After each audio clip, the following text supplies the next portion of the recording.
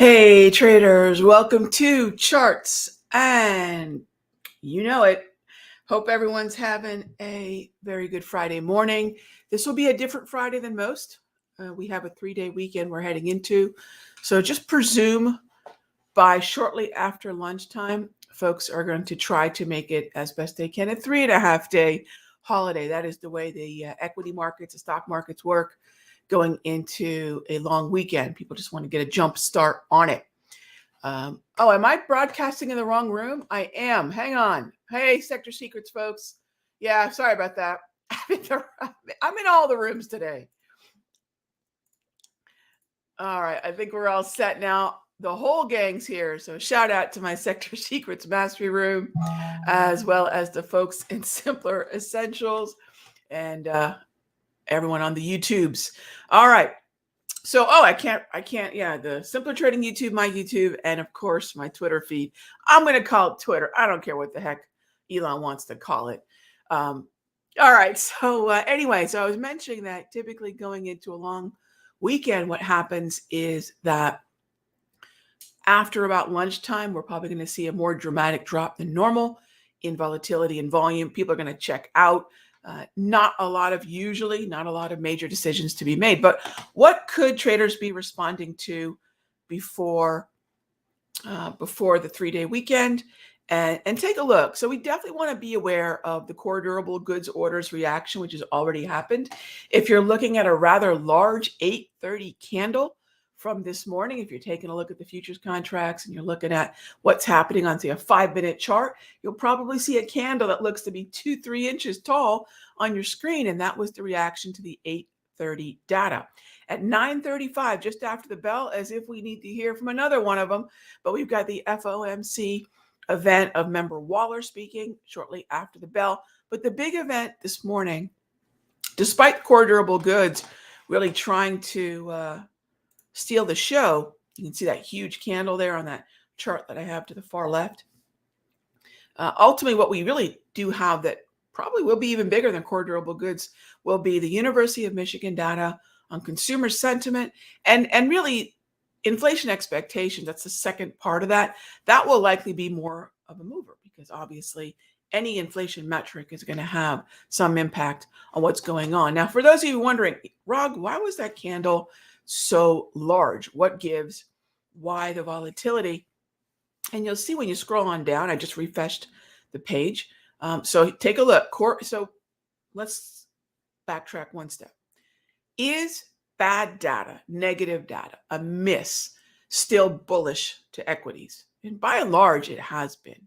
So if the data shows that keeping monetary policy higher for longer is actually a detriment to the economy, that, hey, Powell, you're killing the economy, that's going to be reflected in poor data, whether that be the core durable goods or whether that be the durable goods. Now, core just means they're taking things out.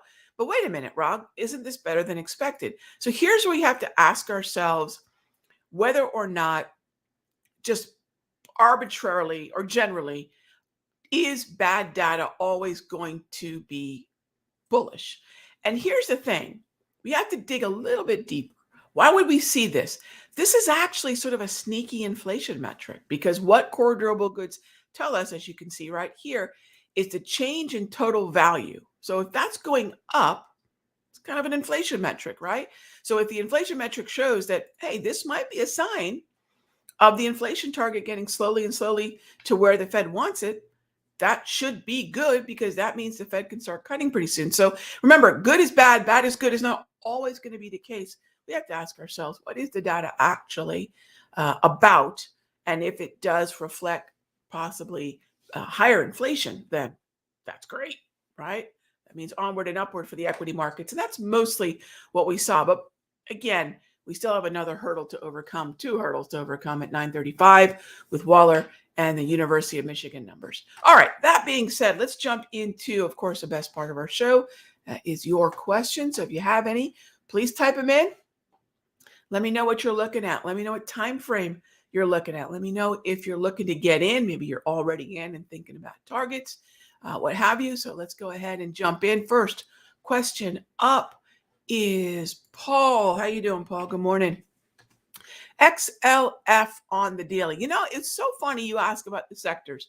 Yesterday, Paul, I was thinking about in this environment, do I still want to deal with the volatility of individual stocks when it seems that some of them are going on their own journeys? Case in point, Newmont Mining and GDX. Case in point, Schwab and JP Morgan this week relative to the financials. And I like where your head's at because it's going to likely make a lot of sense, at least for the next couple of weeks, based on what I've seen this week, to let the sector, when there's liquidity at the option chain, let the sector be the setup. Let the sector be the setup, because what that's going to allow us to do is dilute sometimes that high concentration weighting of high concentration weighted stocks in the sector, like JP Morgan, like Newmont Mining, that are number one, number two weighted. So I do like financials. Here's the question. Do I want to go with a daily price movement range type setup, or would I prefer to go with the mean reversion? Now, ideally, the daily price movement range, which is a volatility zone, and the mean reversion, which is, well, the reversion to the mean that I like to use, if they're overlapping, that's going to be ideal. I do like the potential buy. XLF, the sector is in an uptrend on the daily, beautiful. And then if we can get that pullback, you know, I would like to see something as close to 41 as possible, but anything really between 41.20 and 40.75, 40.70 is fair game for a mean reversion. It's just really more of a, think of it this way. It's an aggressive, moderate, conservative type thinking. You know, I can get in put a little skin in the game at the aggro, a little bit more skin in the game at the moderate, and then finally, however I scale in. And again, I would love to scale in. I like to scale out. That conservative level could be down near that 40.75, 40.70. So that's what I'm looking at on that XLF on the daily. All right, next up is, and for those of you that are in the Sector Secrets Mastery Room, I started up apparently all the rooms today for Sector Secrets. So the next question is, all right, Caterpillar, sure. Hey there, CW. Can we look at Caterpillar to the short side? So first of all, when I want to be looking at something that's weak, it has to be really weak. And the reason I say that is because if I'm looking at something like CAT, I got to ask myself, what's the probability of movement to the downside? And again, CW, make sure you mention the time frame, because I'm not sure. And you know, in the mastery, we always think symbol and time frame. So in terms of a time frame, maybe a short on the day trade this morning, I'm with you. And definitely, as long as the candles are red or yellow, we can look at shorts on the 1 hour. So short-term nimble setups. I'd also want to take a look at XLI, IYT, those sides of the Dow before we jump into it. But on the daily, it's got to be long only. So let's remember, depending on our time horizon, how long we would imagine we could be in the trade, that's going to dictate it. We always think not just in symbol, but also in time frame and direction. All right, next up is, let's see, SMH. Editor asks, would SMH be an ETF to use to take advantage of NVIDIA upside? Absolutely. And what price level would I use to get long shares? Okay, sure. So the first part of that question is, would NVIDIA be a great thing to watch and then trade SMH? Could SMH be a proxy? And that's my favorite proxy for NVIDIA, because NVIDIA is spendy. It's a very costly, expensive option, but it's also 20% of the SMH ETF. So where NVIDIA goes, likely SMH is going to go. But one of the other reasons that I really like SMH, and it may not be NVIDIA that I'm really most interested in. There are a number of trends in the SMH. Take a look at this. This is what we call the flexi chart, the multi-grid. And what we're able to do by looking at this is say, these are the top 11 names weighted in the SMH. This is a high concentration weighted ETF with mostly NVIDIA. Taiwan Semi is in an uptrend. Texas Instruments in an uptrend. Qualcomm, that's actually been my favorite. We had a great trade on Qualcomm this month. AMAT is in an uptrend. And of course, yes, NVIDIA. And NVIDIA will likely continue to attract buyers because remember, your average retail trader loves to buy a stock in front of a split. But that being said, if there are a number of stocks that are moving higher in that sector, it's not just an NVIDIA play. It's a play really that reflects much of the strength that we're seeing here in this sector. So the answer is yes. And then what level would I look for on SMH? So when I crack open SMH, let's go back to SMH here. And I'm looking at the daily time frame. At 9:30, I will get my fresh daily price movement ranges. So any of you that are subscribers to the DPMR, you know at 9:30, boom, brand new resistance, brand new support zone automated. And I'll be looking to buy in the daily price movement range. Now, arguably, not arguably, I mean, it did trigger and it just barely nicked it. You could see there going into the close, the last hour of the day, we got down to the gray zone before the close. We're trading at 241.89 right now, which is not something I could enter at. But if we were to trade back down to today, Friday's daily price movement range, I would definitely take a peek at a long position there. So yeah. Hey, Christine. Well, thank you for being here. You're pretty awesome too. All right, Raghee, is it time to get back into the UUP?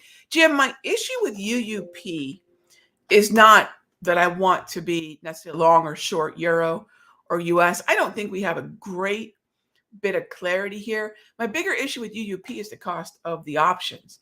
So as a general rule, and in the past, I have traded low cost options. And then I thought to myself, look, if a 20-cent option goes to 30 cents, yeah, it's a 50% return, but really it's just $10. And then you start to back out fees, then you start to back out commissions. Then you start to think about, was that trade really worth it? Even though the percent looked really good, we don't think in percentages in terms of our gains. We think in dollars, we think in points, right? So one of the reasons I'll say thanks, but no thanks likely to UUP is not that I don't like it. The DX futures might be the better way to go. The 6E futures would likely be a better way to go. So if I do want to play the dollar, it's likely to be best done with a little bit of leverage and playing the Euro futures, which is really an inverse or negative correlation to the dollar. If you're bullish dollars, you're going to look for shorts in the Euro. If you're bearish dollars, which I would be, you're going to be looking for long positions in that Euro. All right, Schwab, Grace. Schwab broke my heart this week. I'll tell you straight up. We've had a great May, right? May has been a great trading month up until the 22nd. At least for me. And on the 22nd, I decided that I would love to take a look at Schwab, pulling back to the daily price movement range, pulling back to the mean reversion. And, this is where sometimes news can eclipse all. And I don't know what the news was. What little I read wasn't even new news. It was platform news. It was just one of those days where daily price movement ranges be damned. Right? We haven't had a move like this in Schwab, by the way, all year. The Schwab has been an obedient little stock, climbing the wave, climbing the daily price movement ranges all year long until this. It's going to happen. This is why we have stop losses. And this is why also, please, gang, this is why we do not add to positions, right? When we bought our Schwab, it was grand opening, grand closing. Got in that day, got out that day, risking 25 cents on the dollar, risking less than 1.25% of my account. And ultimately, actually far less than that. Anyway, this is why we don't add, right? If the trade doesn't hold at the levels that we thought it would, the validity for the trade in the first place, we got to get out. So Schwab was just a great reminder that dollar cost averaging or adding to a loser, whatever people want to call it, we just don't want to go there. What a great reminder Schwab was.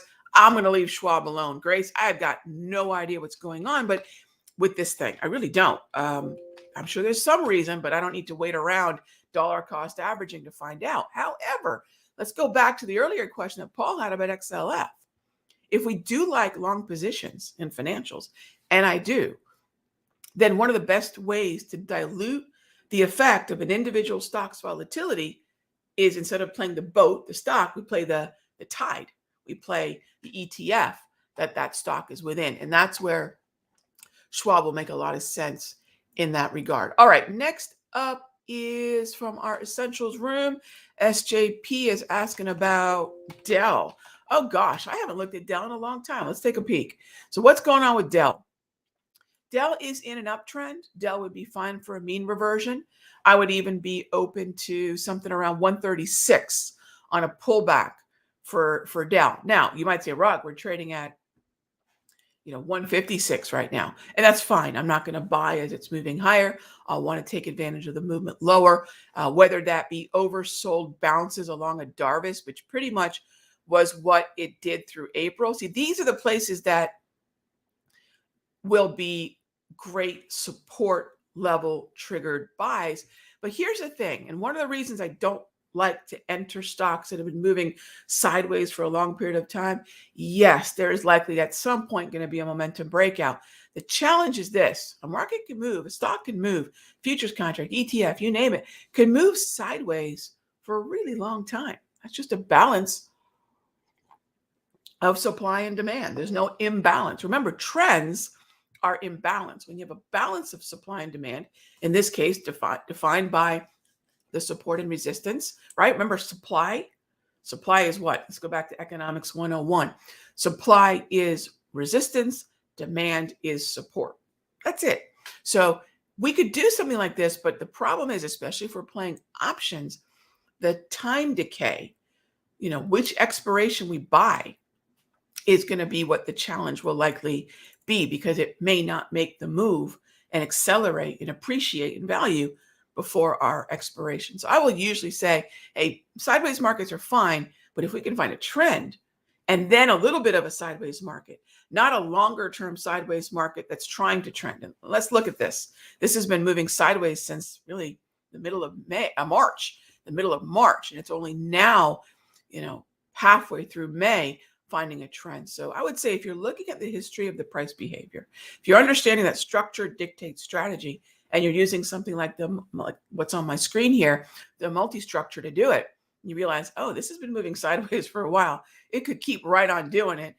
Just remember, the challenge is not whether or not we're going to move higher. I agree, likely to move higher, but how darn long will it take? And that's oftentimes going to be the problem, because anytime we buy an option, we've bought a depreciating asset, right? Okay, APP. Long on the daily with a mean reversion, APP. No, can't do that. However, can you be long? Yes. The closer you can be to, say, the low we saw on April 16, or even the 200. It's not my preference to be looking long in a chart that's not, calling it a mean reversion. For me, the mean reversion tactic, using a mean reversion, which is just math, right? Mean reversion is just a math thing, right? It's arithmetic. If I'm going to use a mean reversion tactic, I would prefer to do it in a trend. And that's what I don't have here. All right. So thanks for the question. Do I still use a 34-period exponential moving average? Java, we've upgraded, evolved to recognizing that for most of my career, there were certain things that really weren't a factor as they are now and have been for about the last 3 to 5 years. So much of my work is still rooted in the 34, but no, we've actually completely rebuilt my foundational indicators. What used to be tops is now top tier. And the reason for that, and the calculation for that, is really to respond to probably the most active retail trading we've seen ever in the history of retail trading. 0 days to options expiration, more active algorithms. It's caused me to say, look, I can stay in the past with what I've done, which got me here 30 years later, still here, still growing accounts. But what is it that we have to deal with now that I didn't have to deal with even 5, 6 years ago? All of us are dealing with it. So we say to ourselves, what is it that we like about the foundation that we have, and how can we rebuild it so it's better at doing its job? And for me, that is finding support and resistance, identifying the underlying structure of the market, showing me where the trends are and aren't. So still very much rooted in that, but we've definitely upgraded. We've evolved from that approach. All right, gang. Thanks as always for being here for Charts and Coffee. I'll see you all on Sunday at 6 p.m. for the top tier outlook. In the meantime, enjoy your long weekend. I'll see you all on, I'll probably see you all on Monday, Memorial Day. Again, if I don't, wishing everyone a good, peaceful weekend. And remember why we're having the weekend, right? It is Memorial Day. Okay, gang. I'll see you on Monday, likely for Charts and Coffee. And in the meantime, enjoy the rest of your day. Remember, we're going to see a steep drop off likely in participation after lunchtime. All right. Until then.